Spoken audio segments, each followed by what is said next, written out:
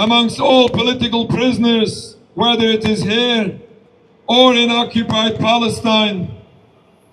Yes, we are aware, yes, we know that many politicians fall into Zionist propaganda. Who the perpetrators of the crimes are.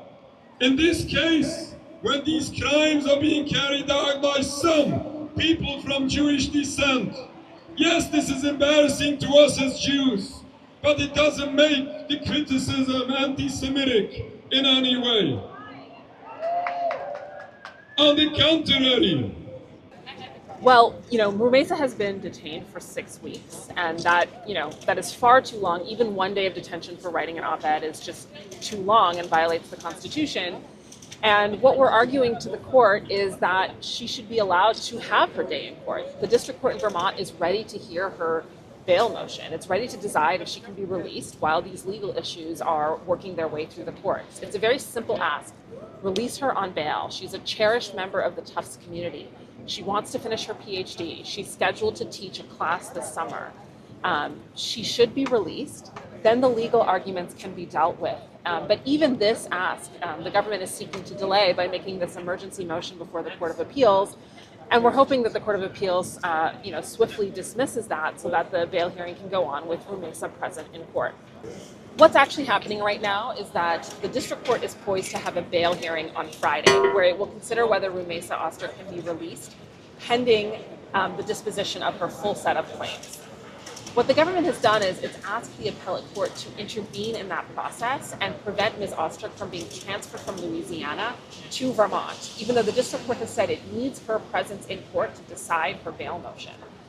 So the government's asking the appellate court to do something extraordinary, which is to intervene in the district court's proceedings. And we're hoping that, the appellate court will not allow the government to do that. But regardless, Rümeysa's bail proceeding, her hearing on Friday, is going to go forward. Nonetheless, it's imperative for her to be there to have a full and fair adjudication, for the judge to question her if he wants to. And so, again, we're hoping that the appellate court will quickly dismiss this attempt by the government to interfere with that process. Well, the law is clear that we filed Rümeysa's petition correctly. What the government is trying to suggest is that because they did not know who her immediate custodian was, or they cannot even name a different person, that somehow should operate to Rümeysa's detriment.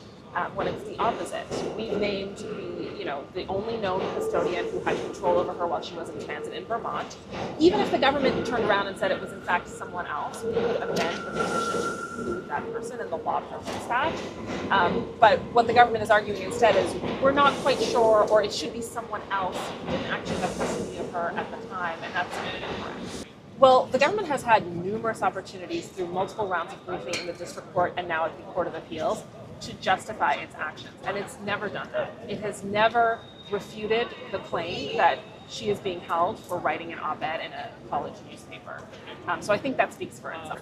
The government is relying on procedural arguments, it's relying on jurisdictional arguments. It has never suggested it is holding her for any other reason than that she wrote an op-ed, and that is what violates the Constitution.